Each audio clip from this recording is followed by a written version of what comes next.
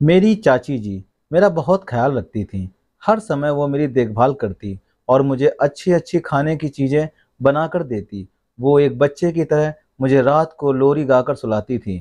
इसी वजह से मैं अपनी चाची जी को अपना भगवान मानती थी। एक दिन आधी रात को मेरी आँख खुल गई क्योंकि मुझे प्यास लगी थी। तभी मैंने उठकर लाइट जलाई तो मैंने देखा कि मेरी चाची जी तो दोस्तों, मेरा नाम आरजू है। मेरे बचपन से लेकर आज तक एक बार भी आँख में आँसू नहीं आया था, क्योंकि मेरी चाची जी इस कदर मेरा ख़्याल रखती थीं, मानो मैं अभी तक ही बच्ची हूँ। अभी मेरी उम्र पूरी 21 साल हो चली थी, लेकिन मुझे अभी भी मेरी चाची जी ऐसे ही फ़ील करवाती थीं, मानो मैं 4-5 साल की बच्ची हूँ। अपने हाथों से खाना खिलाना और मुझे लोरी गाकर सुलाना और मेरे नहाने के लिए कपड़े प्रेस करना और सब कुछ चीज़ें मेरे हाथ में देना, मानो मैं उनकी दुनिया ही हूँ। इस तरह वो मेरा ख़्याल रखती थीं। दरअसल मेरे चाचा जी और चाची जी के कोई भी संतान नहीं थी, इसलिए वह मुझसे इतना ज़्यादा प्यार करते थे और अपने माँ-पापा की मैं इकलौती लड़की थी। हम लोग इकट्ठे एक ही घर में रहते थे।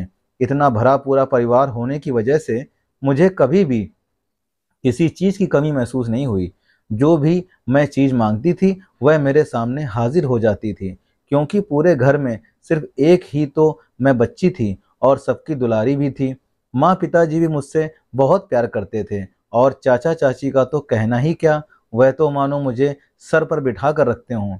हमारे परिवार को ना जाने किसकी नज़र लग गई और मेरे माँ-पिताजी गाँव में किसी शादी को अटेंड करने के लिए गए हुए थे।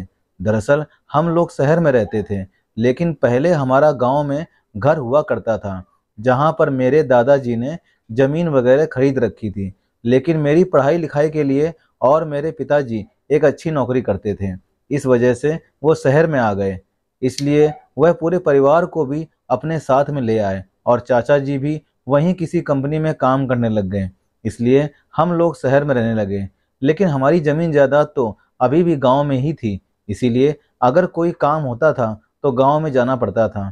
लेकिन अभी हमारे गाँव में जो मेरे दादाजी के खास दोस्त थे, उनकी लड़की की शादी थी। अब मेरे दादा-दादी तो इस दुनिया में थे नहीं, तो उनकी शादी में किसी को तो जाना था। इसलिए पिताजी ने माँ से कहा कि क्यों ना हम दोनों चले जाएँ और आरजू अपने चाचा-चाची के साथ यहीं पर रह लेगी, क्योंकि मेरे एग्ज़ाम जो चल रहे थे, इसलिए मैं ना जा पाई। मेरा शादी में जाने का मन तो बहुत था, क्योंकि मैं काफ़ी टाइम से गाँव नहीं गई थी। इसी बहाने से मैं गाँव भी घूम आती, लेकिन मेरे एग्ज़ाम के चलते उन्होंने मुझे साथ ले जाने से मना कर दिया। तभी चाचा-चाची ने मुझे समझाया कि कोई बात नहीं, जब तुम्हारे एग्ज़ाम ख़त्म हो जाएँगे, तो हम लोग तुम्हें स्पेशल गाँव में लेकर जाएँगे और हम 10 से 12 दिन वहीं पर रहकर आएँगे। उन दोनों की वह बात सुनकर मैं राज़ी हो गई और माँ-पिताजी ने कहा कि ठीक है, अब पिताजी के वह दोस्त थे, इसलिए उनको शादी में तो जाना ही था। इसलिए माँ-पिताजी तैयार हो गए और शादी में जाने लगे। लेकिन हमें क्या पता था कि वह कभी वापस लौटेंगे ही नहीं। दरअसल जब वह गाँव जा रहे थे, तो उनका किसी बड़े ट्रक के साथ एक्सीडेंट हो गया और माँ-पिताजी का वहीं पर देहांत हो गया। अब तो मानो हमारे घर में पूरी तरह से दुःख की लहर छा चुकी थी। मुझे तो समझ में नहीं आ रहा था कि आखिर क्या करूँ? मैं अपने पिताजी और माँ को जो खो चुकी थी, लेकिन जैसे-तैसे हम लोगों ने खुद को सँभाल लिया और अब तो मेरा सहारा मेरे चाचा-चाची ही थे। जब पिताजी नौकरी करते थे, तो हमारे घर में अच्छी आमदनी भी होती थी और ज़मीन जायदाद इतनी भी ज़्यादा नहीं थी कि पूरा खर्चा पानी अच्छे से निकल जाए। इसलिए मेरे पिताजी के नौकरी के दम पर ही हमारा घर चलता था और थोड़े बहुत चाचा जी भी लेकर आते थे। लेकिन चाचा जी की तो दवाई भी चलती थी, इसलिए उनका कमाया हुआ पैसा तो उनकी दवाई में ही चला जाता था। खैर, पिताजी और माँ भी नहीं रहे, तो हमारा घर चलना भी मुश्किल हो गया था। तभी चाची जी ने फैसला किया कि क्यों ना मैं शहर से बाहर कहीं दूर जाकर नौकरी करूं, ताकि आमदनी भी ज़्यादा होगी और अब तो आरजू भी 12वीं कक्षा पास कर चुकी है। इसे कॉलेज में जाना होगा और कॉलेज में तो ना जाने कितने लाखों की फ़ीस होती है और ऐसा भी नहीं हो सकता कि हम इसे पढ़ाई-लिखाई ना करवाएँ। मेरे चाचा-चाची के कोई भी संतान नहीं थी, इसलिए वह मुझे अपने बेटी मानते थे और ऊपर से पिताजी और माँ के जाने के बाद तो वह मुझे पूरी तरह से अपना चुके थे और अपने पास ही रखते थे। अब पूरी जिम्मेदारी उन्होंने ही उठा ली और मुझे अपनी बेटी ही बना लिया था। अब चाचा जी ने फैसला किया कि मैं और चाची जी यहीं पर रहें और चाचा जी मुंबई जाकर कोई फैक्ट्री के अंदर काम करें, ताकि 4 पैसे ज़्यादा कमाई हो और मेरी पढ़ाई का भी खर्चा अच्छे से निकल जाए और घर-बार भी अच्छे से चलने लगे। तभी चाचा जी ने यही फैसला किया और वह चले गए। अब घर में मैं और चाची जी अकेले ही रहते थे, लेकिन चाची जी ने पूरे घर को संभाल लिया था। पूरा दिन घर का काम करती और थोड़ा बहुत मेरे पढ़ाई में भी साथ देती थी। मुझे जैसे बचपन से लेकर आज तक प्यार देती आई थी, वैसे ही प्यार देती रहीं। माँ पिताजी के जाने के बाद भी उन्होंने मेरे प्यार में कोई कमी नहीं आने दी। मुझे बच्चों जैसे ही रखते थे। आज उनके प्यार की वजह से मुझे माँ और पिताजी की कभी भी कमी महसूस नहीं हुई। कभी-कभार चाचा जी भी आ जाया करते थे, लेकिन वह फ़ोन पर मुझसे रोज़ाना बात करते थे और मेरी दिनचर्या पूछते थे। चाचा जी वहीं से पैसे भेज देते थे और हम दोनों को जो भी ज़रूरत होती थी, हम अपनी पूरी कर लेते थे। चाची जी मुझे इस कदर प्यार करने लगी थी कि मैं उनका संसार हूँ और अब तो मुझे भी चाची जी के अंदर अपना भगवान नज़र आने लगा था, क्योंकि चाची जी ने मेरी माँ से बढ़कर जो मेरे लिए किया था और मुझे बचपन से जो इतना प्यार दे रही थीं, उनके एहसान हम कैसे भूल सकते हैं। इसलिए मैं अपनी चाची जी की बात हमेशा अपने सर आँखों पर रखती थी और कभी भी कुछ भी गलत नहीं करती थी, क्योंकि मैं नहीं चाहती थी कि मेरे चाचा जी और चाची जी का शर्म से सर झुक जाए। दरअसल कॉलेज में मुझे काफ़ी लड़कों ने प्रपोज भी किया, लेकिन मैंने कभी भी उन लड़कों की तरफ नज़र उठाकर नहीं देखा, क्योंकि मेरे अंदर संस्कार ही ऐसे भरे हुए थे। अगर मैं इन सब के चक्कर में पड़ जाती तो मेरी पढ़ाई लिखाई में दिक्कत आती और मेरे चाचा जी का तो यह सपना था कि मैं पढ़ लिख कर डॉक्टर बनूं। इसलिए मुझे पढ़ लिख कर उनका सपना पूरा करना चाहिए, ना कि इन सब कामों में टाइम खराब करना चाहिए। यह सब सोचकर सिर्फ मैं अपनी पढ़ाई में ही ध्यान देती थी। कॉलेज जाना और घर आ जाना। घर पर आने के बाद चाची जी मुझे इस कदर प्यार देती थीं कि मेरी कॉलेज की सारी थकान दूर हो जाती थी। खैर ऐसे ही दिन निकलते गए। अब कुछ दिनों से मेरी तबीयत ठीक नहीं चल रही थी। ना जाने मुझे क्या हो गया था। मैं अच्छी भली रात को सोती थी, लेकिन जब सवेरे उठती तो मेरा पूरा बदन टूट रहा होता था। मानो पूरी रात मुझे किसी काम में लगाया गया हो और मुझे बुखार भी महसूस होता था। इसलिए मुझे कमज़ोरी भी आने लगी। चाची जी ने कहा कि अगर तुम्हारी तबीयत ठीक नहीं है, तो तुम कुछ दिन के लिए कॉलेज से रेस्ट ले लो।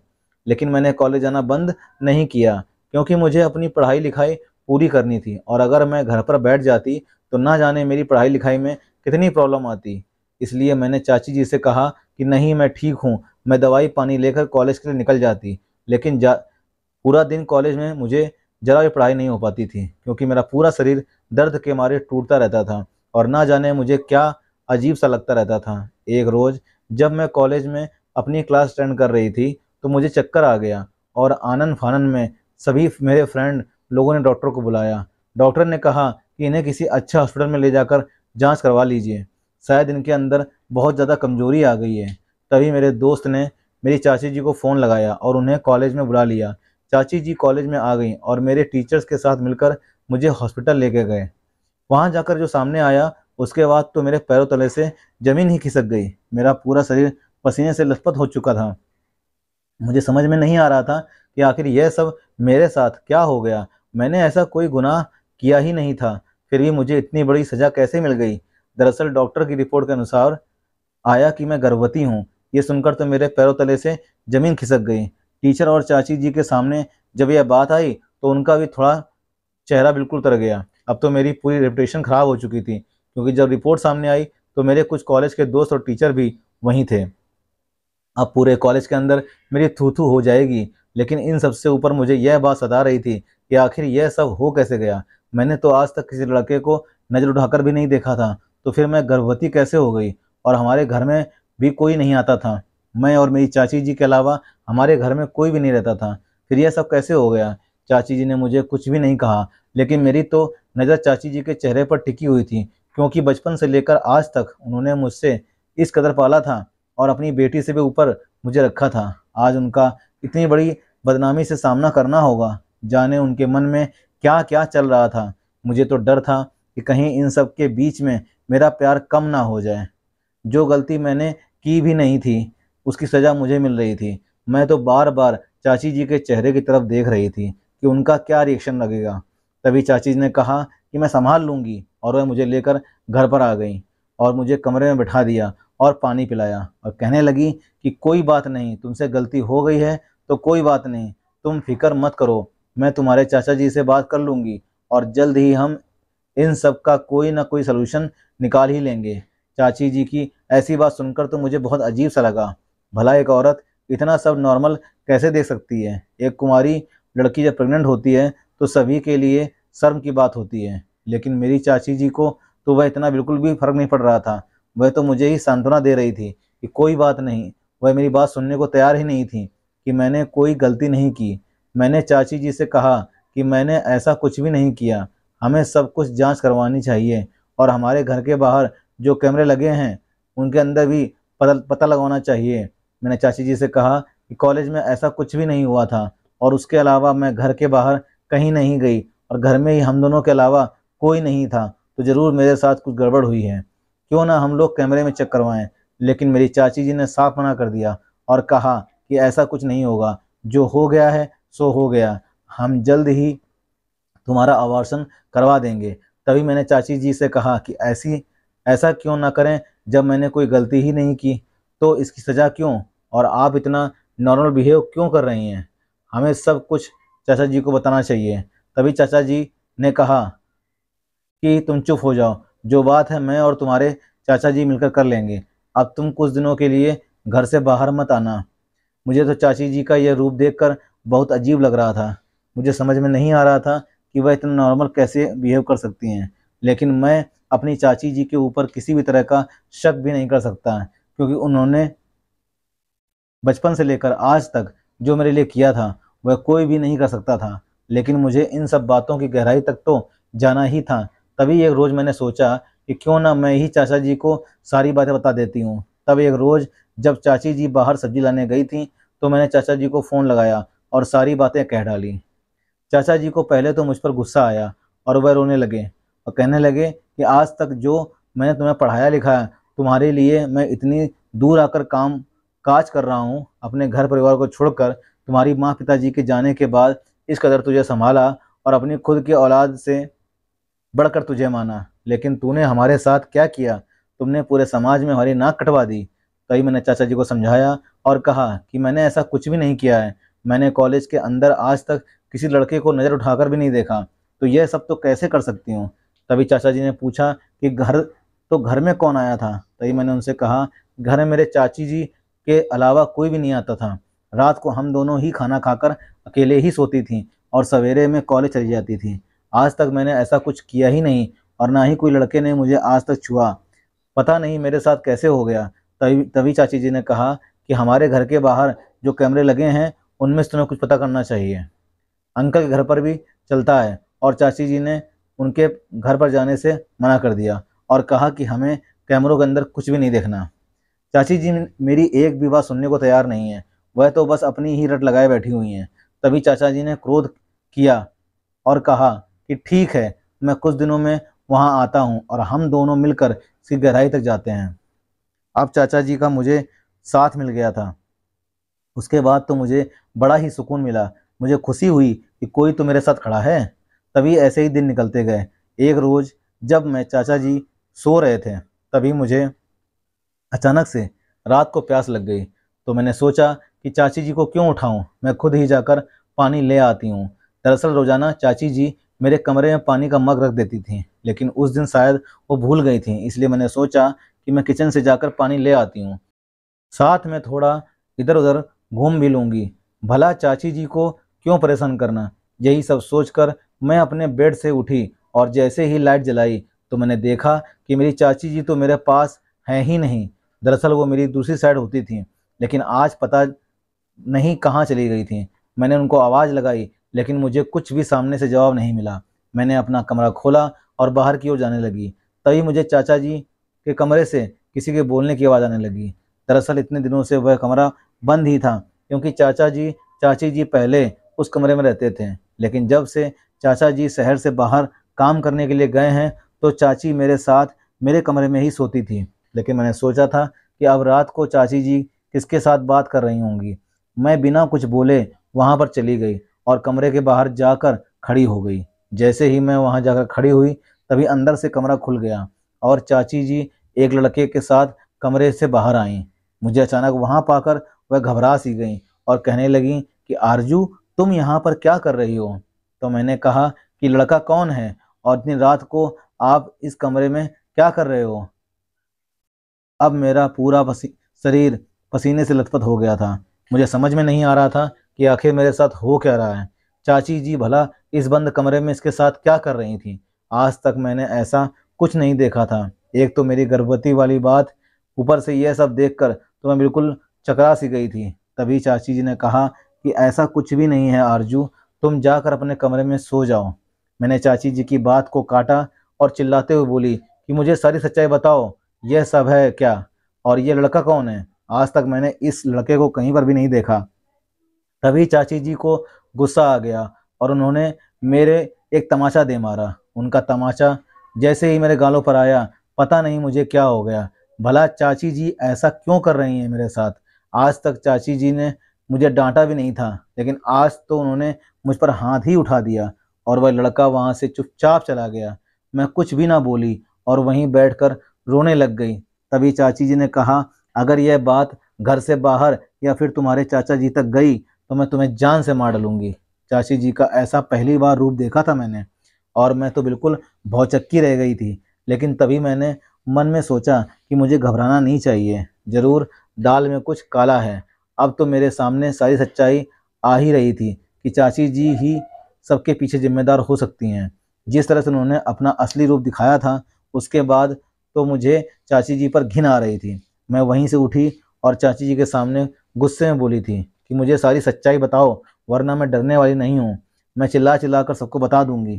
तभी चाची जी ने मेरे मुंह पर हाथ रखा और मुझे कमरे में ले गए और वहां पर जाकर कुर्सी से बांध दिया। अलमीरा से एक बड़ा सा डंडा उठाया और कहा कि आज तो तुम्हारा काम तमाम कर ही देती हूँ, वरना तुम तो मेरा सारा भंडा फोड़ डालोगी। तभी चाची जी ने मुझे डंडा मारने के लिए पीछे से उनका हाथ किसी ने पकड़ लिया। जब मैंने साइड में होकर देखा तो मेरे चाचा जी खड़े थे। चाचा जी ने मेरी चाची के हाथ से डंडा लिया और दूर फेंक दिया और मेरी चाची जी के गालों पर एक तमाचा दे मारा और कहने लगे कि यह सब क्या करने जा रही थी तुम? मेरी चाची जी भोली बन गई और कहने लगी कि कुछ नहीं, मैं तो बस यूं ही। तभी मैंने सोचा कि चाचा जी से झट से कहा कि इनके कमरे में एक लड़का निकल कर गया है, पता नहीं क्या चल रहा है। चाचा जी, मुझे पूरी जानकारी चाहिए। तभी चाचा जी ने चाची से कहा कि पूरी सच्चाई बताती हो या फिर पुलिस को बुलाऊं? तभी चाची जी ने कहा कि मुझे माफ़ कर दो। दरअसल आप जब इस शहर से बाहर काम करने के लिए चले गए थे तो मेरी एक सहेली है, एक रोज़ हमारे घर पर आई। तब आरजू कॉलेज गई थी। मेरी सहेली ने कहा कि इस तरह का काम तुम शुरू कर दो जिससे तुम्हारे घर को पैसा भी आएगा। तभी मेरे चाचा जी ने कहा कि किस तरह का काम? तभी मेरी चाची कहने लगी कि आरजू को लड़कों के साथ सुलाने का, रोज नए नए लड़के आएंगे और लाखों रुपए इस घर में आने लगेंगे। आरजू के साथ एक रात बिताने का खूब सारा पैसा देकर जाएंगे। तभी से मैंने यह काम शुरू कर दिया और रात को आरजू को जब दूध पिलाती थी तो उसके अंदर नींद की दवाई मिला देती थी और रात में लड़कों को बुलाती थी और आरजू के साथ सुलाती थी और सवेरे वह चले जाते थे और अब खूब सारे पैसे लेकर देकर जाते थे और मैं आरजू के साथ अच्छे से पेश आता ताकि इससे कुछ पता न चले। तभी एक रोज़ ये प्रेग्नेंट हो गई। न जाने कौन से लड़के से गलती हो गई और यह प्रेग्नेंट हो गई। तभी आज रात को लड़का आरजू के पास सोने के लिए आया था, लेकिन मैं उसे दूसरे कमरे में ले जाकर यही बोल रही थी कि अभी आरजू प्रेग्नेंट है, कुछ कुछ दिनों बाद एबॉर्शन करवा देंगे, उसके कुछ दिन बाद मैं दोबारा से काम शुरू करूंगी, तब आ जाना। लेकिन आरजू ने सब कुछ सुन लिया और यह सबको बता ना दे, इससे मैं आरजू को मार रही थी। यह सब सुनकर तो मेरे पैरों तले से जमीन खिसक गई। मैं बिल्कुल चकरा गई कि मुझे इतना प्यार करने वाली चाची अचानक से इस रूप में आ गई। चंद पैसों के लिए वह अपनी बेटी को ही दांव पर लगा दिए। मेरे चाचा जी ने फिर मेरी चाची को एक तमाचा मारा और उसे घर से बाहर निकाल दिया और कहा कि तुम जैसी औरत तो घर में शोभा ही नहीं देती, अपने ही घर की शान को लोगों के हाथों में सौंप रही थी। अब मेरे चाचा जी मेरे कदमों के पास बैठ गए और रोने लगे कि मुझे माफ़ कर दे। तुम्हारी चाची ने जो तुम्हारे साथ किया उसका मैं कभी प्रायश्चित नहीं कर पाऊंगा। तभी मैंने चाचा जी से कहा कि आप क्यों फिक्र कर रहे हो, इसमें आपकी क्या गलती, आप तो मेरे भविष्य को सुधारने के लिए ही बाहर गए थे। अभी चाची जी की नीयत खराब हो गई तो इसमें हमारा क्या कसूर। तभी चाची जी से अलग हो गए और हम दोनों खुशी खुशी रहने लगे। इतनी मुश्किलों के बाद घर में खुशियां आईं और एक संस्कारी लड़के से मेरी शादी हो गई, जिसने मेरे बच्चे को अपना लिया और पूरी बात को समझा। दोस्तों, कहानी कैसी लगी कमेंट करके ज़रूर बताइएगा, और मेरे चैनल पर नए हो तो चैनल को लाइक सब्सक्राइब और शेयर करना बिल्कुल मत भूलना। मिलते हैं इस तरह से अच्छी और सच्ची कहानी में दोस्तों। तब तक के लिए नमस्कार, धन्यवाद, खुश रहिए, आबाद रहिए। जय हिंद, जय भारत।